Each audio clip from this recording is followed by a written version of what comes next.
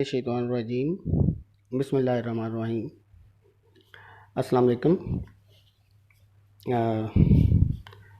بیٹا جی، آج ہم پڑھیں گے حصہ نظم سے پہلی جو نظم ہے ہماری، جو کہ حمد ہے۔ یہ آپ کی درسی کتاب کا صفحہ نمبر 113 سے شروع ہو رہی ہے۔ حصہ نظم جو ہے 113 یا 114 صفحہ سے شروع ہو رہا ہے۔ اس سے پہلے ہم نے تقریباً 6 لیکچرز میں آپ کا پہلا سبق جو تھا اپنی مدد آپ، اس کو ختم کیا تھا، اور وہ کافی بڑا مضمون تھا اور اس کتاب میں سے سب سے مشکل مضمون تھا۔ تو اگر آپ کو وہ مشکل لگا تو اس میں کوئی پریشانی کی بات نہیں ہے۔ انشاءاللہ جب ہم تھوڑا سا آگے بڑھیں گے تو اگلے مضامین آسان بھی ہیں، اگلے افسانے بھی ہیں، کچھ کہانیاں بھی ہیں، کچھ اس میں اور طرح طرح کے جو عنوانات کے تحت لکھے گی مضامین بھی ہیں، اس کے اندر تحقیقاتی مضامین بھی ہیں، کچھ کہانیاں ہیں، کچھ خطوط ہیں، اسی طرح نظموں میں بھی آسان بھی ہیں اور مشکل بھی ہیں۔ تو اس میں اب آج سے جو حصہ نظم، یہ جو ایپسیکس کی اسکیم آف اسٹڈیز ہے اس کے مطابق آپ کو پڑھایا جا رہا ہے۔ ہمیں جو اسکیم آف اسٹڈیز وہاں سے آتی ہے ہم اسی کو فالو کرتے ہیں، تو اسی لیے پہلی ہم نے نثر پڑھی ہے، اس کے بعد ہم پہلی نظم پڑھیں گے، پھر اس کے بعد پہلی غزل پڑھیں گے۔ تو درمیان میں کچھ ٹاپک گرامر کے بھی آ جائیں گے، جیسے روزمرہ اور محاورہ تھا سر سید احمد خان کے ساتھ ایک، اور تشریح والا جو حصہ تھا وہ تھوڑا سا گرامر سے ریلیٹڈ بھی تھا۔ تو میں وقت کو بچانے کے لیے اور جلدی سے لیکچر کو ختم کرنے کے لیے میں ان سے آغاز کرتا ہوں بغیر کسی توقف کے، یعنی وقفے کے۔ ماہر القادری اس کے پہلی حمد ہے جو اس کے شاعر ہیں۔ ماہر القادری جو ہیں یہ 30 جولائی 1906 میں پیدا ہوئے اور وفات ان کی ہو گئی تھی 12 مئی 1978، یعنی کافی عرصہ پہلے ان کی وفات ہو چکی ہے۔ ان کا اصل نام تھا منظور حسین اور ماہر ان کا تخلص تھا، اور آپ کو معلوم ہے کہ تخلص شاعر کا وہ شاعرانہ نام ہوتا ہے جو وہ اپنی شاعری میں استعمال کرتا ہے۔ ماہر القادری کے نام سے انہوں نے شہرت پائی۔ اب یہ جو قادری لفظ ہے یہ کیوں ہے، اس کی وضاحت بھی میں کر دوں۔ تخلص تو ان کا ماہر تھا اور نام تھا منظور حسین، تو پھر ماہر منظور یا منظور ماہر کے نام سے مشہور ہونا چاہیے تھا نا ان کو، یا فقط کوئی ماہر کے ساتھ پھر قادری کہاں سے آ گیا؟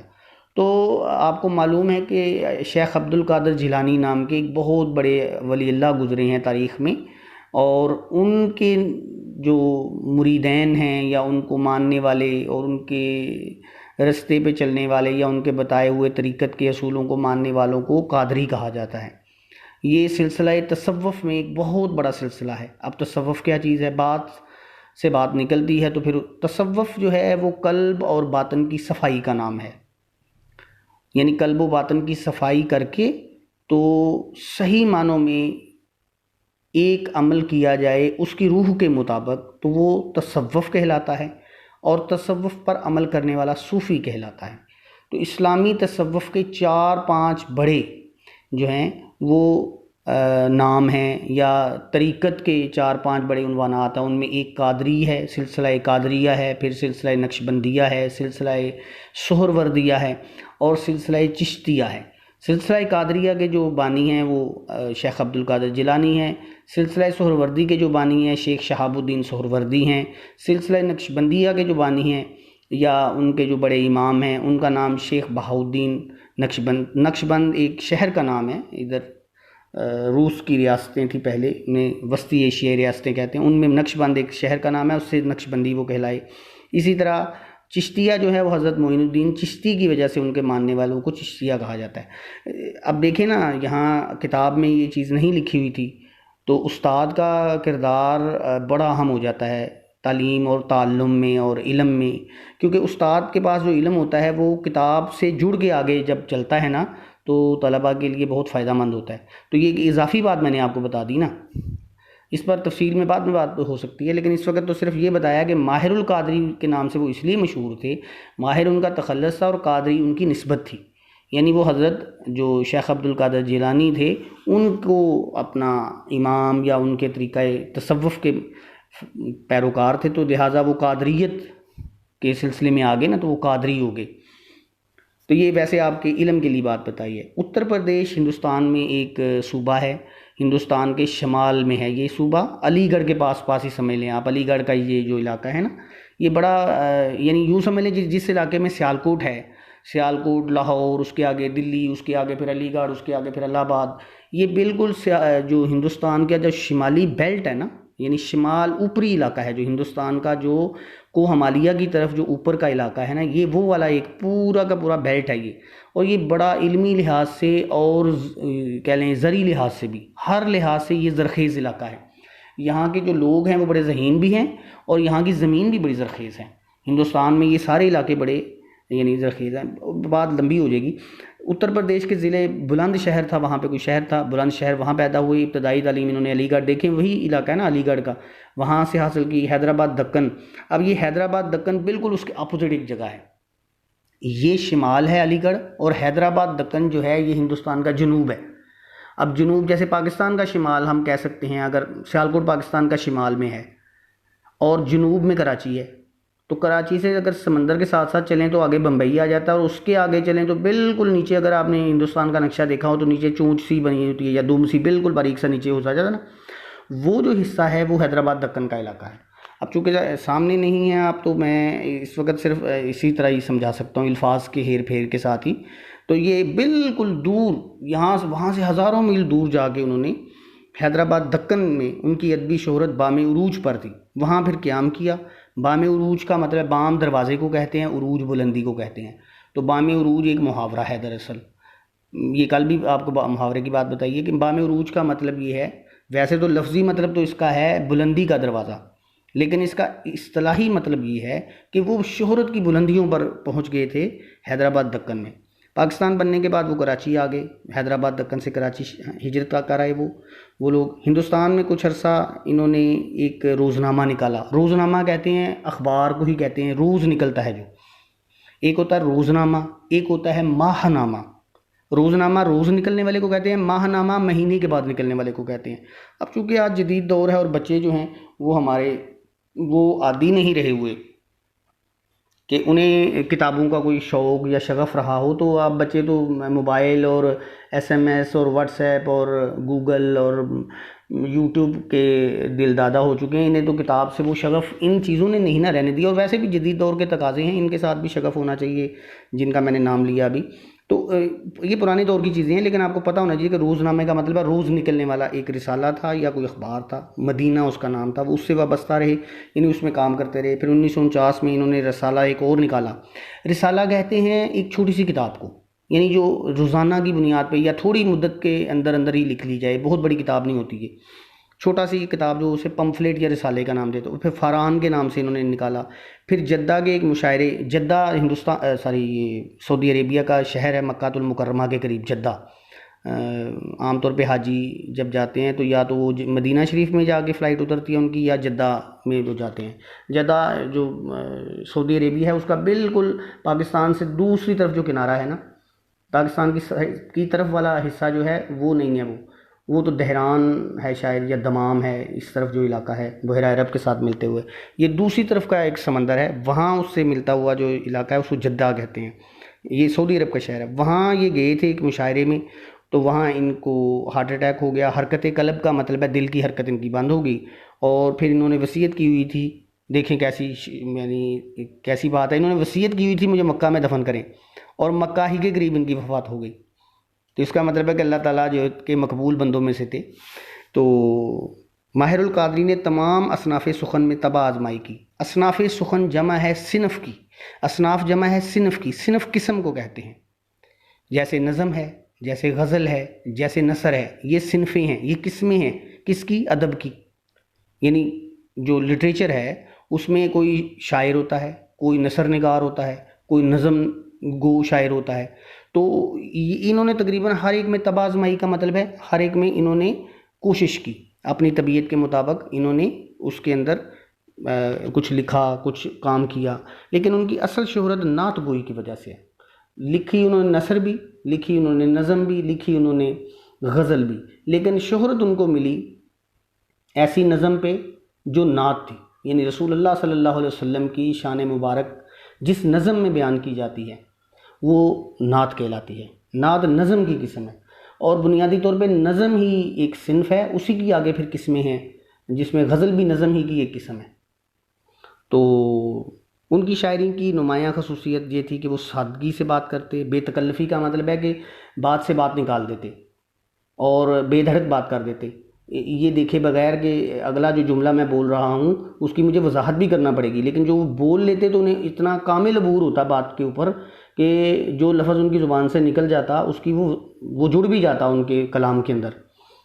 چونکہ ان کی شاعری کا محور کہتے ہیں مرکز، جو پہیہ ہوتا ہے نا سائیکل کا یا موٹر سائیکل کا، تو اس کے درمیان میں پتہ ہے آپ کو کہ ایک وہ راڈ سا لگا ہوتا ہے جس کے گرد پہیہ گھومتا ہے، ہر پہیے کے درمیان میں ایک راڈ لگا ہوتا ہے، وہ راڈ جو ہوتا ہے نا وہ مرکز ہوتا ہے پہیے کا، وہ راڈ نہ ہو تو پہیہ گھوم نہیں سکتا۔ اسی طرح ان کی یہ محور جو ہوتا ہے اس کا مطلب ہے جس کی چیز گرد ساری چیزیں گھومتی ہیں۔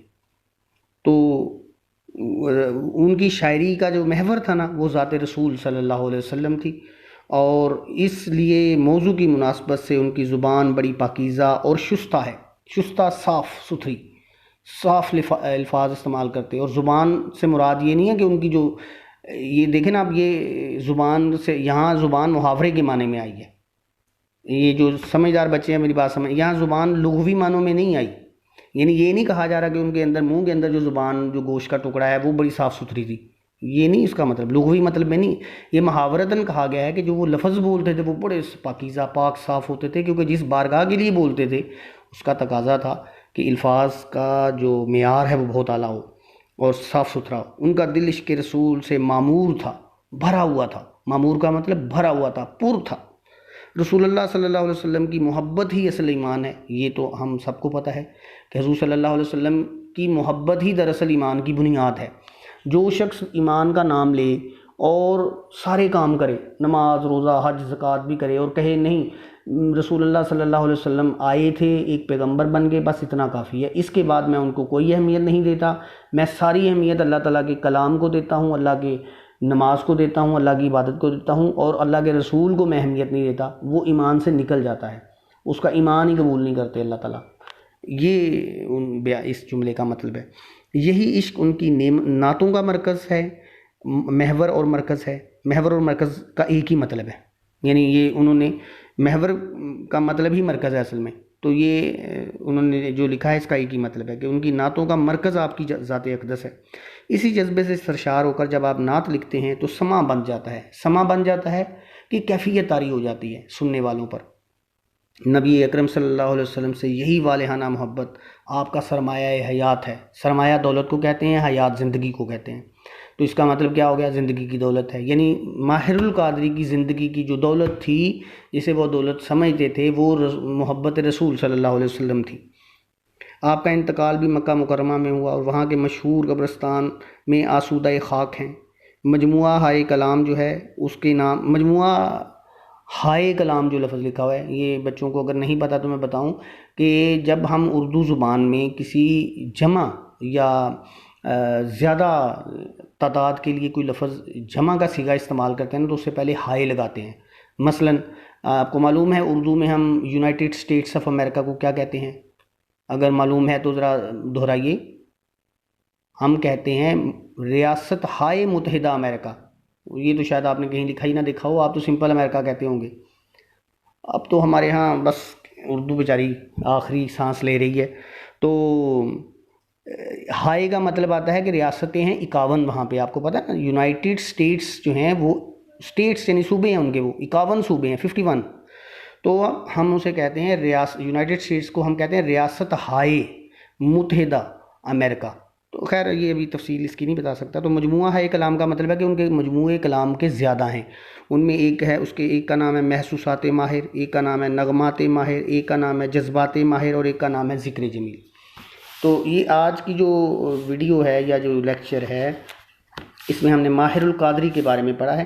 میں اپنی کلاسز میں بیٹا جی جب بھی، ابھی تو چونکہ اتفاق سے یہ اس طرح کا ایک ماحول بنا ہوا ہے اور ہم سب کو اس پہ بڑا اللہ تعالیٰ سے استغفار کرنا چاہیے کہ ہم ایک اللہ تعالیٰ کے عذاب کی گرفت میں ہیں، اور ہم کہتے ہیں کہ کرونا سے ڈرنا نہیں لڑنا ہے، اس پہ ہمیں غور کرنا چاہیے. ہمیں لڑنا اس سینس میں نہیں لینا چاہیے کہ ہم بغاوت کریں گے، اس سینس میں لینا چاہیے کہ ہمیں اللہ تعالیٰ سے استغفار کرنا چاہیے. یہ ہمارے ہی بدعمالیوں کا سبب ہے جو اللہ تعالیٰ نے یہ عذاب ہم پہ نازل کیا ہے.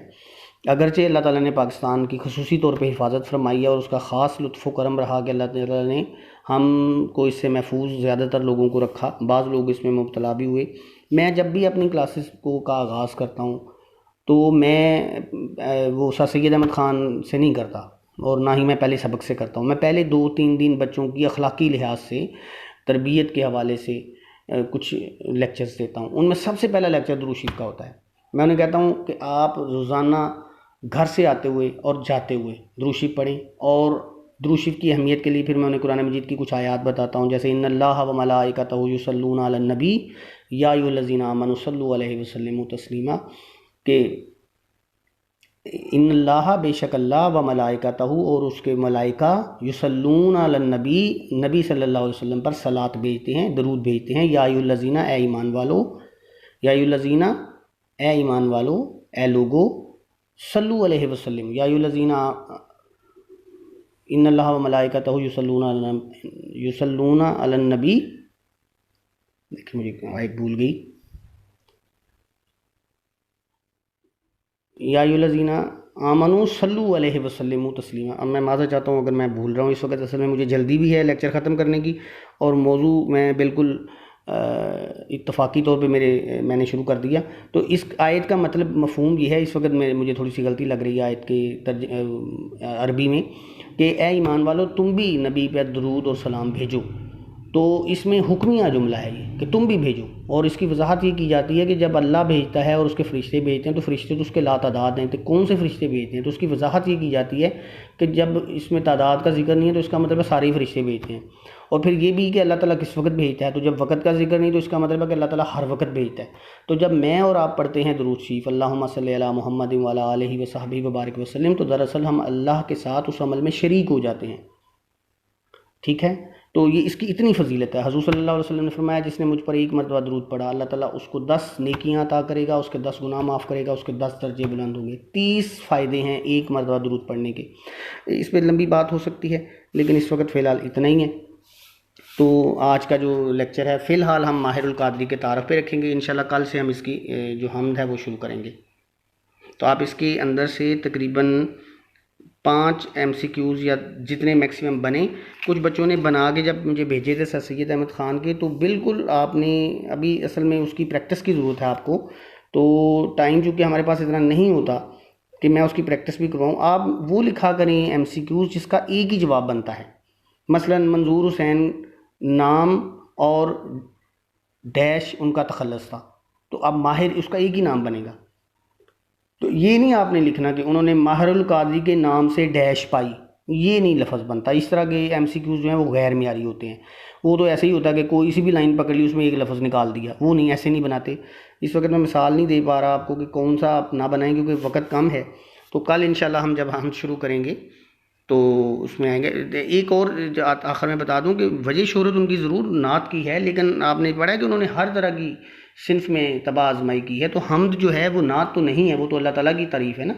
تو یہ نہیں ہے کہ وہ حمد کیوں ہے پھر اگر انہوں نے نعت کے حوالے سے شہرت پائی ہے تو انہوں نے حمد بھی لکھی ہوئی ہے. اس لیے انہوں نے اس نصاب میں بہت سی کتابوں میں ہم نے ان کی نعت، پہلی پرانی کتاب میں ان کی نعت تھی جو پہلے ہم پڑھایا کرتے تھے. یہاں سے اتفاقاً انہوں نے حمد کا انتخاب کیا ہے. تو انشاءاللہ کل سے ہم اس کا آغاز کریں گے. اللہ حافظ.